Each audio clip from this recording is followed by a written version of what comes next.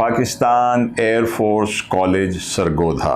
तो कायद-ए-आज़म एक बड़े विजनरी इंसान थे। उनको किसी से पूछने की ज़रूरत नहीं थी कि आगे की दुनिया में क्या होना है और क्या करना है, कि उन्होंने कहा था कि a country without a strong air force is at the mercy of any अग्रेसर। हमारे पहले 3 जो कमांडर थे वो ब्रिटिश यानी रॉयल एयरफोर्स से थे। जब उन्होंने यहाँ पे सर्विस की तो पूरी ईमानदारी के साथ की। जो गवर्नमेंट कॉलेज सरगोधा की जो बिल्डिंग थी वो पंजाब हुकूमत को कहा गया कि वो इस मकसद के लिए रॉयल पाकिस्तान एयरफोर्स 1952 के फ्लाइट ग्लोबल मैगजीन में इस स्कूल के और एक दूसरा स्कूल जो कि लोटोपा में खुलना था, वो किस लिए खुलना था वो भी आपको बताऊंगा। इसको लगभग 70 बरस हो चुके हैं।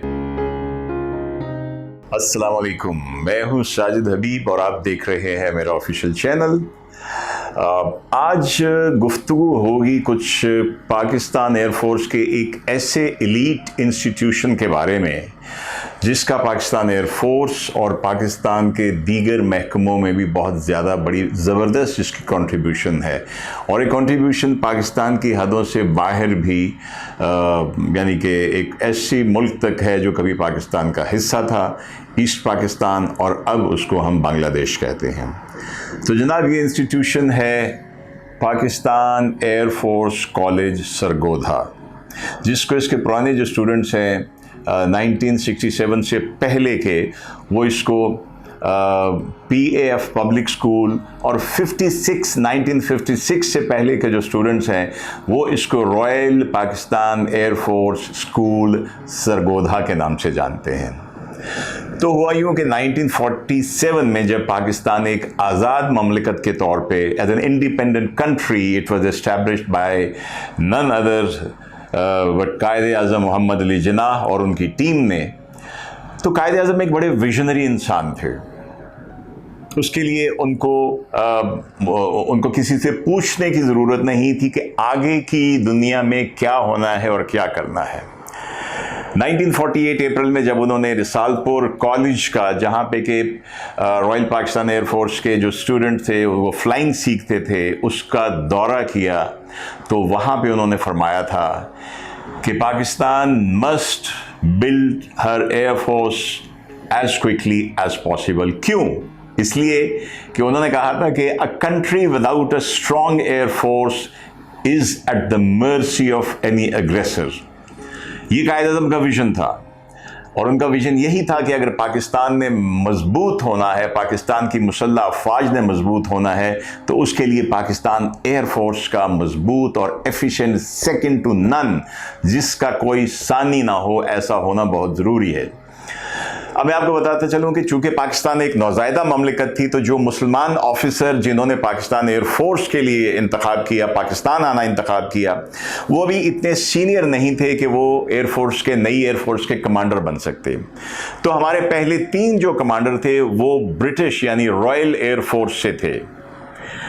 उनमें जो दूसरे नंबर के ऊपर आए 1949 में, वो थे AVM air vice marshal Atcherley. Air vice marshal Atcherley उनको बैशी के नाम से भी कहा जाता था। उनकी एक हिस्ट्री है जो कभी मैं आपको फिर तफसील से बताऊंगा, लेकिन उनका एक जो शौक था कि वो ट्रेनिंग इंस्टीट्यूशन डेवलप करने के बड़े ख्वाहिशमंद होते थे, और उन्होंने आने से पहले, पाकिस्तान आने से पहले, रॉयल पाकिस्तान एयरफोर्स की कमान संभालने से पहले, वो वहाँ पे लंदन में ही एक मशहूर कंपनी है जो कि एयरफोर्स के ट्रेनिंग इंस्टीट्यूशन बनाती थी, उसका दौरा करके आए। देखिए, मैं हैरान होता हूँ कि अंग्रेज़ों को हमने 2 साल पहले पाकिस्तान से, हिंदुस्तान से एक तरह से निकाला था हमने, लेकिन मैं सल्यूट करता हूँ लोगों को कि उसके बावजूद जब उन्होंने यहाँ पे सर्विस की तो पूरी ईमानदारी के साथ की। ये उनका विजन था कि इंस्टीट्यूशन यहाँ पे ऐसे डेवलप होने चाहिए जो कि पाकिस्तान एयरफोर्स को इस काबिल बनाएं कि कल को पाकिस्तान की जो नई जनरेशन है वो इसको संभाल सके, क्योंकि एयरफोर्स एक बड़ी टेक्नोलॉजी इंटेंसिव सर्विस होती है, यानी कि इसमें लेटेस्ट इन टेक्नोलॉजी का होना बहुत ज़रूरी होता है। तो ये उनका विजन था। ये विजन लेके वो पाकिस्तान आए। उस वक्त हमारे वज़ीर आज़म थे लियाकत अली ख़ान, हमारे जो सेक्रेटरी दिफा थे वो थे इस्कंदर मिर्ज़ा, क्योंकि लियाकत अली खान ने अपने पास वजीर दिफा का जो है पोर्टफोलियो वो भी रखा हुआ था। तो हमारे वजीर आजम थे, वजीर दिफा थे, और उनके साथ थे डिफेंस सेक्रेटरी के तौर पे इस्कंदर मिर्जा, जो बाद में पाकिस्तान के सदर भी बने। तो एवीएम एशरले ने कमान संभालते ही उन्होंने सोचा अब कि मैं अपना आइडिया जो है मैं प्राइम मिनिस्टर को पेश करता हूं। तो उन्होंने ये तजवीज़ जो थी वो सेक्रेटरी दिफा जनरल इस्कंदर मिर्जा के थ्रू लियाकत अली खान साहब को भेजी कि अगर हम ऐसे इंस्टीट्यूशन कुछ पाकिस्तान में बनाएं जिस तरह के इंस्टीट्यूशन लंदन के, जिनको हम पब्लिक स्कूल्स कहते हैं, उस तरह के बनाएं, तो यकीनन जो पाकिस्तान की नई नस्ल है वो उसमें तालीम हासिल करके कल को अपने मुल्क की, अपने फोर्सेस की जिम्मेदारियां संभाल सकती है। ये बड़े कमाल की बात है। अच्छा, उन्होंने आइडिया दिया, लियाकत अली खान ने अप्रूव कर दिया। ये 1951 की बात है, मार्च के लगभग की बात है। और उसके बाद उनसे कहा गया कि ठीक है, आप इसकी फिजिबिलिटी स्टडी करवाएं कि कैसा स्कूल हो, कैसा पैटर्न हो, स्टाफ कहां से आए, कहां पे बनाया जाए। तो जनाब इसके लिए लंदन में उस वक्त एक जगह है हैम्बल, वहाँ पे एक कंपनी थी जो आज भी है और अब उसका हेडक्वार्टर जो है स्कॉटलैंड में है, AST, एयर सर्विसेज ट्रेनिंग। जी हाँ जनाब, ये रॉयल एयरफोर्स की या बरतानिया की सबसे मशहूर कंपनी थी जो कि दुनिया भर में एयरफोर्स से रिलेटेड ट्रेनिंग इंस्टीट्यूशन को डेवलप करती थी। ये 1949 में ऑलरेडी पाकिस्तान में कुरंगी के ऊपर एक इंस्टीट्यूशन एस्टैब्लिश कर चुकी थी जो कि अप्रेंटिसेस के लिए था और टेक्निकल जो काम करते हैं लोग उनके लिए था।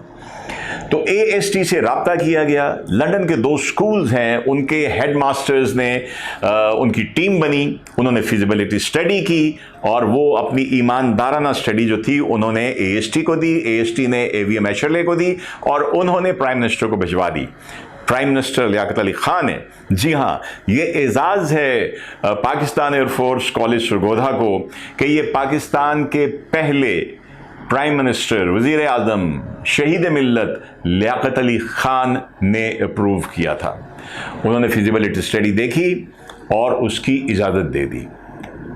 आप जानते हैं कि अगर आपने तारीख पढ़ी हो कि अक्टूबर 1951 में लियाकत अली खान को शहीद कर दिया गया, लेकिन उससे पहले वो तमाम जो हिदायत थे वो दे चुके थे, जिसके मुताबिक ये स्कूल जो है ये इस्टेब्लिश होना था सरगोधा में, और वहाँ पे जो गवर्नमेंट कॉलेज सरगोधा की जो बिल्डिंग थी वो पंजाब हुकूमत को कहा गया कि वो इस मकसद के लिए रॉयल पाकिस्तान एयरफोर्स, बल्कि royal Pakistan air force public school Sargodha के हवाले कर दी जाए। जी हाँ, अगर आप सरगोधियन हैं तो आप जानते हैं कि ये जो बिल्डिंग है ये वही बिल्डिंग है जो कि शुरू में गवर्नमेंट कॉलेज की थी और फिर ये RPF पब्लिक स्कूल को मिली।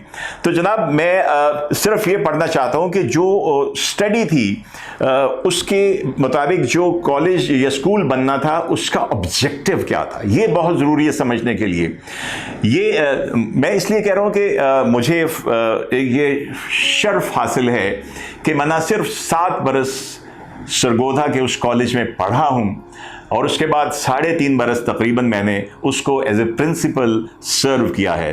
तो ये इतना शायद लंबा टेन्योर 10.5 बरस का किसी ने सरगोधा में ना गुजारा हो। तो इसलिए मेरा बड़ा पैशन है जो मैंने इसकी हिस्ट्री के ऊपर काम किया है। तो मैं अभी आपके सामने वो स्टेटमेंट पढ़ूंगा जो कि 1952 के फ्लाइट ग्लोबल मैगजीन में छपी थी। जी हाँ, 1952 के फ्लाइट ग्लोबल मैगजीन में इस स्कूल के और एक दूसरा स्कूल जो कि लोटोपा में खुलना था, वो किस लिए खुलना था वो भी आपको बताऊंगा, ये छपी थी। मैं सिर्फ इसमें से वो ऑब्जेक्टिव पार्ट पढ़ूंगा कि मकसद क्या था इसका। It says, the British firm AST is to establish in Pakistan 2 new schools which will give education up to a high standard to boys between the age of 11 and 17. ये क्यों, ये भी बताऊंगा आपको, ये एज ब्रैकेट क्यों रखा गया। Intending यानी वो बच्चे who are intending to enter the military forces, particularly the Royal Pakistan Air Force or the civil services of the country. जी हाँ जनाब, आप ये देखिए कि उन्होंने सिर्फ इसको एयरफोर्स के लिए महदूद नहीं रखा। उन्होंने कहा कि ऐसा इदारा, ऐसा करिकुलम, ऐसी ट्रेनिंग, ऐसी तरबियत कि न सिर्फ यहाँ का बच्चा जो है वो अपनी ये 5-6 साल ग्रूमिंग के बाद रॉयल पाकिस्तान एयरफोर्स में जा सके, दूसरी मिलिट्री सर्विसेज में जा चुके या पाकिस्तान की सिविल सर्विस में जा चुके। यही वजह है कि ये वाहिद कॉलेज है जिसके आज तक 6 से 7 पाकिस्तान एयरफोर्स के कमांडर बने हैं, chairman joint chiefs of staff बने हैं 4 स्टार्स, नेवी में 3 स्टार बने हैं, ग्रेड 22 में बेतहाशा फेडरल सेक्रेटरी के लेवल के ऊपर रिटायर हुए हैं। बांग्लादेश के 4 एयरफोर्स कमांडर जो हैं वो सरगोदियन हैं। बांग्लादेश के पहले जो आईजी थे वो भी सरगोदियन है। बहुत सारे पॉलिटिशियंस हैं, मैं उनके आज नाम नहीं लूँगा, वो मुख्तलिफ पार्टीज़ में हैं, सरगोदा के पड़े हुए हैं।